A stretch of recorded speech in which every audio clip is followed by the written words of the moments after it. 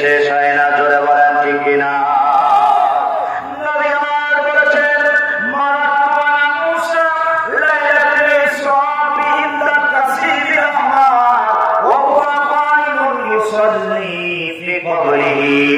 নবী আমার বলেন মেরাজের রাতে যখন আমি আল্লাহর সঙ্গে দিদার করার জন্য কাসিরে আমার নিকট নিয়ে যাচ্ছিলাম, যেখানে হযরত মুসা কালিমুল্লাহ আলাইহিস সালাতু ওয়াস সালামের কবর মুবারক রয়েছে।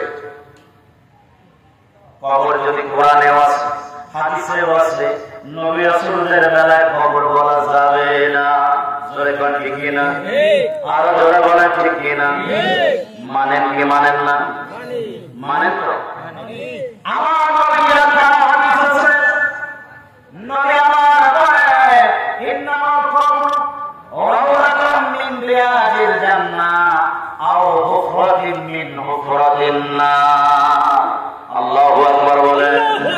নবী আমার বলেছেন উম্মতরা, নিশ্চয় মানুষ মারা যাওয়ার পর তার কবরটা হয়তো বেহেশতের বাগান হয়, অথবা তার কবরটা জাহান্নামের গর্ত হয়। এখন যারা আল্লাহর নবী, তাদের কবরটা তাদের রওজা হবে নাকি কবর হবে? তাদের কবরটা জাহান্নামের গর্ত হবে নাকি জান্নাতের বাগান হবে? যারা বলেন কি হবে? জান্নাতের বাগান হবে। জান্নাতের বাগানের নাম হলো রাওজাতুন মিন রিয়াদিল জান্নাহ। আল্লাহু আকবার বলেন। এজন্য আল্লাহ আওয়াজ গ্রহণ করলে তিনাদের যেখানে লাইট রাখা হয় ওই জায়গাটাকে হয়তো মাজার অথবা রওজা বলতে হয়। এটা হলো আমার নবীর শিক্ষা। আল্লাহু আকবার বলেন। কেন আপনি যদি মনে করেন কবর বলবেন এটা সাধারণ ব্যক্তির, ওটা জাহান্নামের গর্ত আপনার মনে হইতে পারে। জোরে বলেন ঠিক কিনা?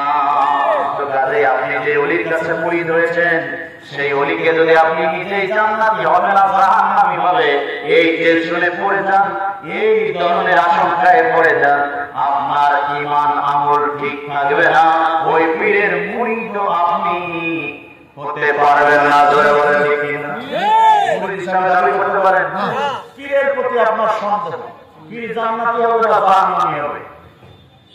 আর যদি সন্দেহ না থাকে মিয়া, তাহলে আপনার পীরের কবর কি খালি কবর বলেন, হয় মাজার বলেন না রওজা বলেন। জোরে বলেন ঠিক কিনা?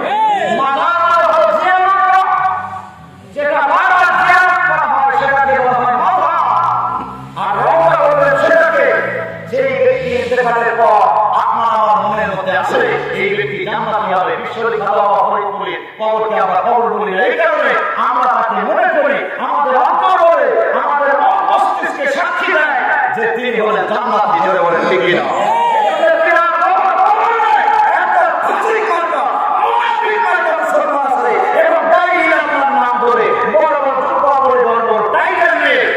কবর না বললে রওজা, মাজার বলে, পুনা বলে, কবর বলে, সওয়াব বলে, নাউজুবিল্লাহ